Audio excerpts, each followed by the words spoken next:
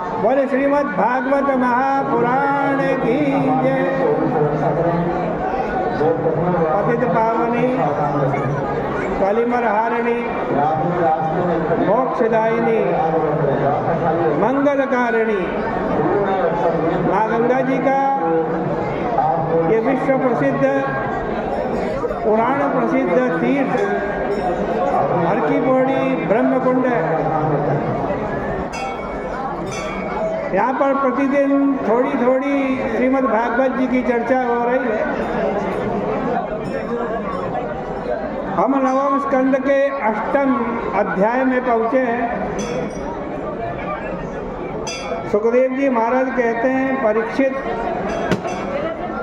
रोहित जो हरिश्चंद्र के पुत्र थे, उनका वंश बहुत लंबा चला। उनके वंश में बाहुक आदि राजा हुए। बाहुक का राज्य शत्रुओं ने छीन लिया। वे वन में गए और वहीं मृत्यु को प्राप्त हो गए। उनकी पत्नी उनके साथ अग्नि में प्रवेश करने के लिए तैयार हुई, परंतु ऋषियों ने देखा कि इसके तो गर्भ है, ये तो गर्भवती है और गर्भवती स्त्री को सती नहीं होना चाहिए। इसलिए उन्होंने उसको सती होने से रोक दिया, लेकिन उसकी सौत ने उसको विष दे दिया और विष के साथ ही एक पुत्र उत्पन्न हुआ। क्योंकि यह पुत्र विष के साथ पैदा हुआ था, इसलिए इसका नाम सगर रखा गया।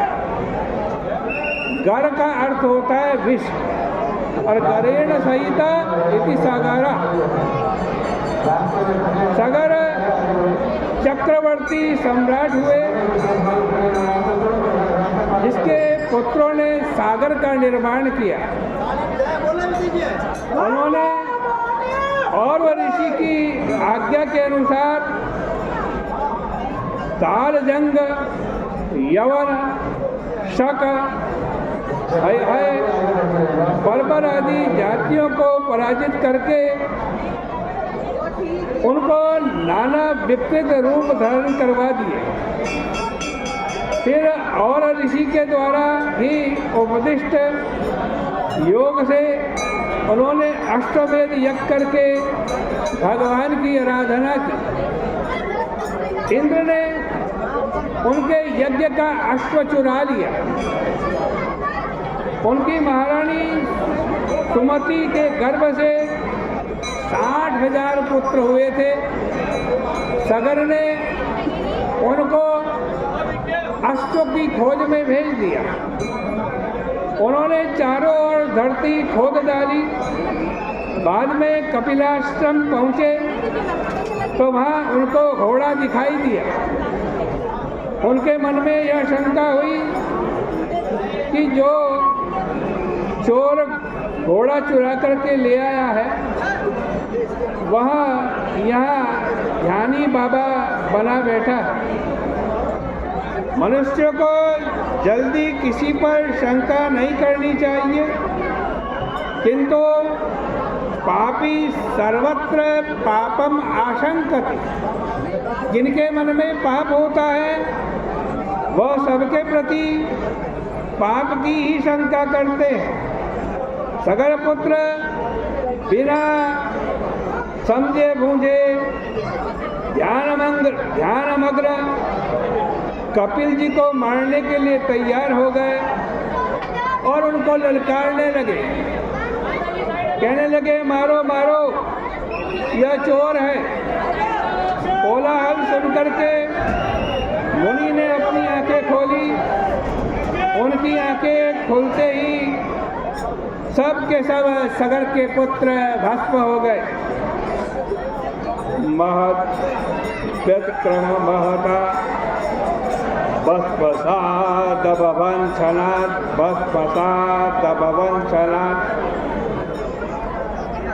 असल में सगर पुत्रों की मृत्यु कपिल देव जी की नेत्र ज्योति से नहीं हुई, बल्कि उन्होंने जो महापुरुष का अपराध किया था उससे उनकी मृत्यु हुई। यह कहना बिल्कुल ठीक नहीं कि कपिल देव जी ने उन पर क्रोध किया, क्योंकि कथं तवो रोषमयं विपाप्यते जगत् पवित्रात्मनिके रजो भुवः। कपिल देव जगत पवित्रात्मा, उनमें क्रोध कहाँ से आएगा? भला धरती की धूल का संबंध आकाश से कैसे हो सकता है? उन्होंने सांख्यमयी नौका ऐसी दृढ़ बनाई है जिसमें मुमुक्षु संसार सागर से पार चला जाता है। उनमें भेद बुद्धि अथवा बैर भाव कहाँ आएगा? परात्मभूतस्य कथम प्रसंगमति। सगर की दूसरी पत्नी केसनी से असमंजस नाम के पुत्र हुए। असमंजस का पुत्र अंशुमान था। असमंजस कोई योग भ्रष्ट पुरुष था। उसको अपने पूर्व जन्म की सब बातें मालूम थी। वह कभी कभी ऐसा अनुचित आचरण करता है कि वह उसके पिता को पसंद नहीं आता। अंत में उसके पिता ने असमंजस को राज्य से निकाल दिया। पहले के राजा लोग अपनी न्याय निष्ठा के कारण भाई भतीजे का, यहाँ तक कि अपने बेटे का भी पक्षपात नहीं करते थे। बेटे द्वारा अन्याय किए जाने पर वे उसको दंड देने अथवा राज्य से बाहर निकाल देने में विलंब नहीं करते थे। लेकिन असमंजस तो योगी था, इसलिए जब पिता ने उनको निकाल दिया तब उसने अपने राज्य काल में मरे हुए अयोध्या के सब बालकों को जीवित कर पिता को दिखा दिया। फिर वह वन में चला गया। सब लोग विस्मय में पड़ गए कि मरे हुए बालक कहाँ गए। असमंजस के चले जाने के कारण सबको पश्चाताप हुआ। अब सगर ने अपने पौत्र अंशुमान को यज्ञ का घोड़ा ढूंढने की आज्ञा दी। उन्होंने कपिलाश्रम पहुंचकर देखा कि कपिल महाराज बैठे हुए हैं। उनका दर्शन करते ही अंशुमान के मन में यह बात बैठ गई कि ये तो बड़े भारी महात्मा हैं। वे हाथ जोड़ करके उनकी स्तुति करने लगे। प्रभु, आप तो साक्षात परमात्मा हैं, लोग आपको पहचान नहीं सकते। न पश्यति परात्मनो जनो न बुध्यते द्यापि समाधि युक्ति भी। मतलब समाधि युक्ति से भी आप पहचान में नहीं आते। भला हम आपको कैसे जान सकते हैं? जो त्रिगुणमय शरीर में फंसे हुए हैं वे आपको नहीं जानते। आप तो ज्ञान धन है, आप में माया का गुण बिल्कुल नहीं है। आप प्रशांत पुराण पुरुष है। आपकी माया से रचित इस लोक में जो घर गृहस्थी को ही सच्ची चीज समझ कर के फंस जाते हैं वे जिंदगी भर दुखी रहते हैं। आपके दर्शन से हमारा जो दृढ़ मोह पास था वह छिन्न हो गया। इस प्रकार जब अंशुमान ने कपिल देव के महात्मा का ज्ञान किया, तब भगवान कपिल बोले, देखो बेटा, यह तुम्हारा घोड़ा, इसको तुम ले जाओ। और जो ये तुम्हारे चाचा लोग थे, वे सब जल करके यहाँ भस्म हो गए, उनके कल्याण के लिए तुम गंगा जी को लेकर के आओ। इसके बाद अंशुमान ने कपिल देव की परिक्रमा की, उनको प्रसन्न किया, वे घोड़ा लेकर लौट आए।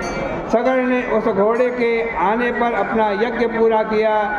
उसके बाद उन्होंने अंशुमान को राज्य दे दिया और स्वयं और के उपदिष्ट मार्ग द्वारा अनुत्तम गति को प्राप्त हो गए। इस प्रकार से श्रीमद् भागवत महापुराण के 9वें स्कंद के 8वें अध्याय की चर्चा यहीं परिपूर्ण होती है।